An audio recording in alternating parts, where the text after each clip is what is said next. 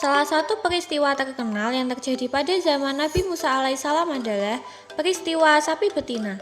Allah SWT mengabadikannya di dalam Al-Quran, yaitu surah Al-Baqarah atau surah sapi betina.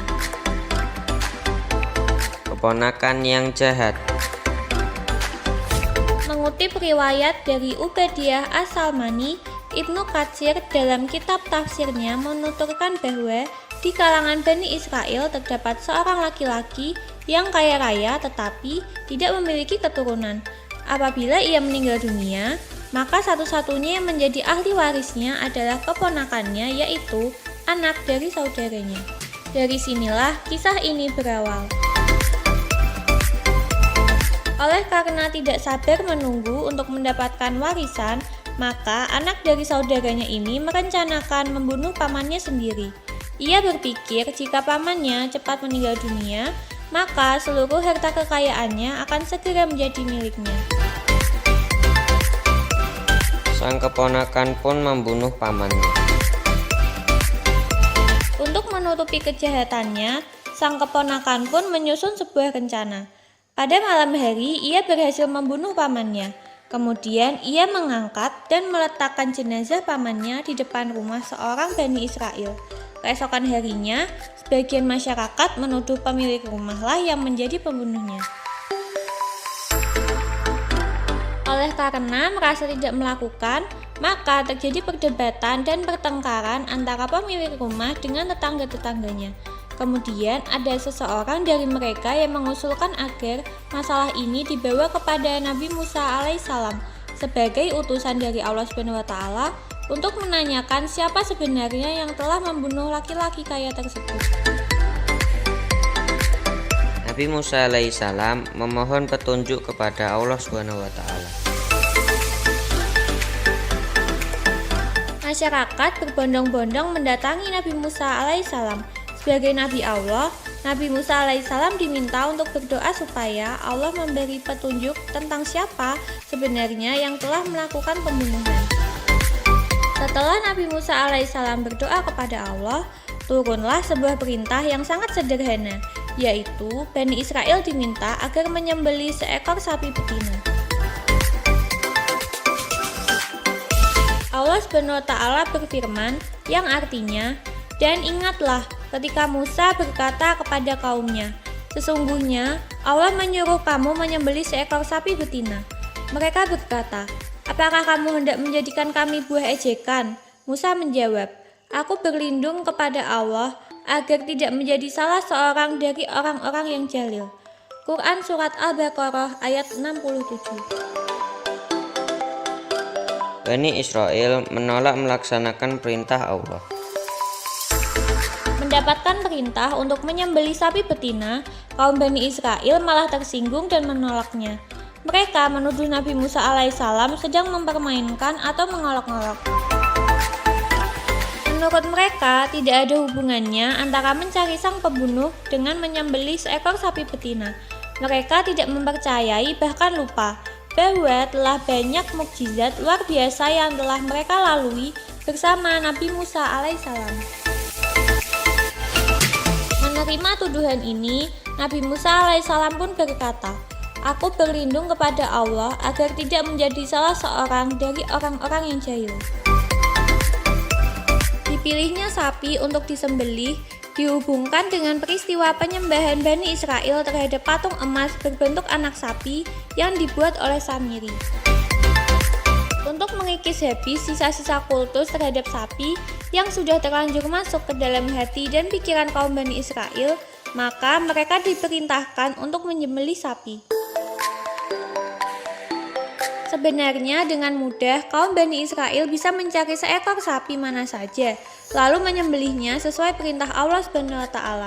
Namun dengan malas, mereka malah bertanya lagi tentang sifat sapi yang akan disembelih itu. Allah SWT pun berfirman yang artinya, mereka menjawab, "Mohonkanlah kepada Tuhanmu untuk kami, agar Dia menerangkan kepada kami, sapi betina apakah itu?" Nabi Musa menjawab, "Sesungguhnya Allah SWT berfirman bahwa sapi betina itu adalah sapi betina yang tidak tua dan tidak muda, pertengahan antara itu, maka kerjakanlah apa yang diperintahkan kepadamu. Quran Surat Al-Baqarah ayat 68. Bani Israel masih tidak menganggap Allah SWT sebagai Tuhan mereka.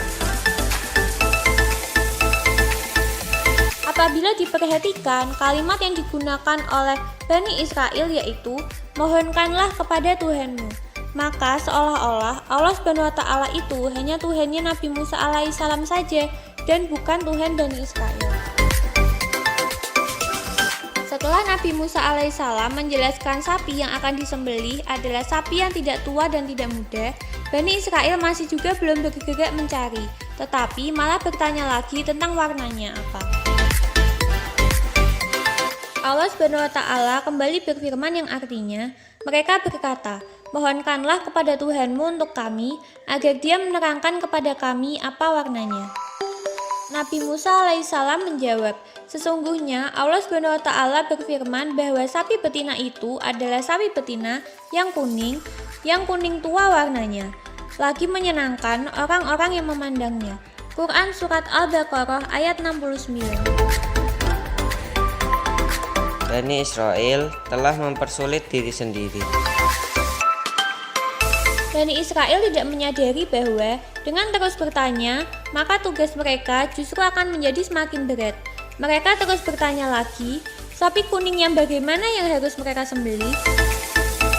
Allah SWT berfirman yang artinya, mereka berkata, mohonkanlah kepada Tuhanmu untuk kami, agar Dia menerangkan kepada kami bagaimana hakikat sapi betina itu.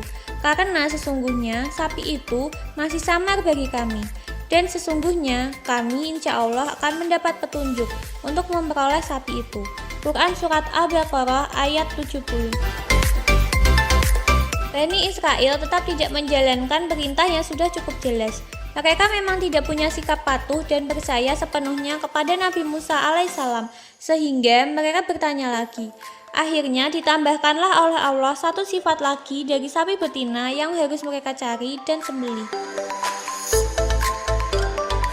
Allah berfirman yang artinya, Musa berkata, sesungguhnya Allah SWT berfirman bahwa sapi betina itu adalah sapi betina yang belum pernah dipakai untuk membajak tanah dan tidak pula untuk mengairi tanaman, tidak bercacat dan tidak ada belangnya.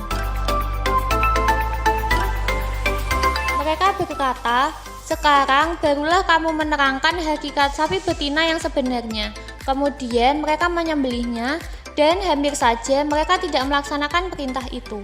Quran Surat Al-Baqarah ayat 71.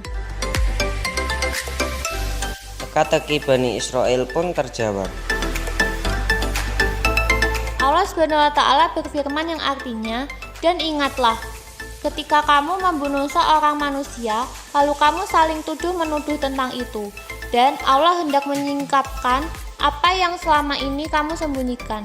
Quran Surat Al-Baqarah ayat 72.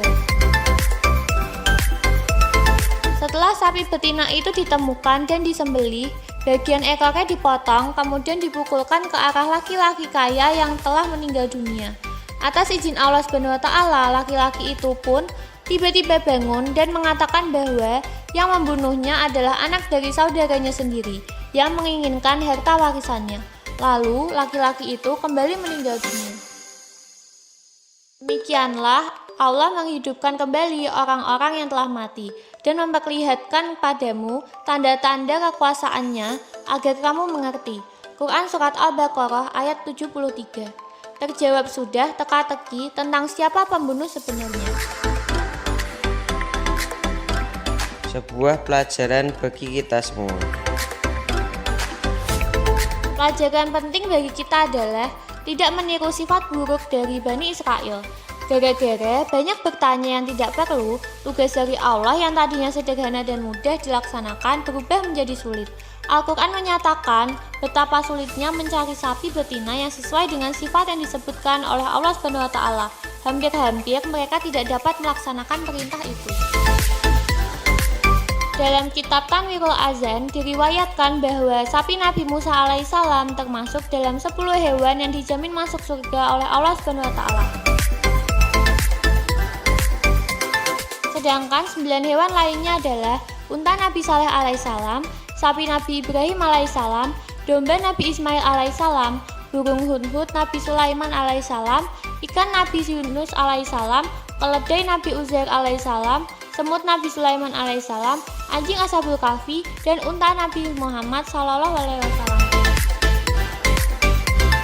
Demikianlah kisah sapi betina pada masa Nabi Musa alaihissalam. Dadah.